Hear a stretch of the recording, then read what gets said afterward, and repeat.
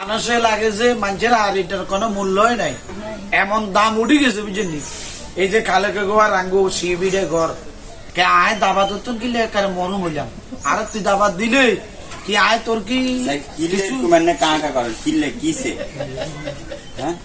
আমরা বলে ঘুম যাইতে পারি না কাঁকা সকাল হতে কি না না কাকা না, এটা দরকারি কথা। আর ওই বুঝে জিজ্ঞার কাগে জিজ্ঞার এতারা জিজ্ঞার কি তোর রে এতাকে দাবাতে দিই না, তাই দাবাতে দেখবো না দাবাত দিছে নি এনে এনে তাকে 800 দিয়ে তার দাওয়াত দেন দিছে দিছে আয় যে তো দাওয়াত দিলে এটাকে গোস্তত লবণ কম হয়েছে, জাল হয়েছে বেশি, ওইটা হেঁটে এত সুতা তো আইছেন এখানে মানুষ শুনে না।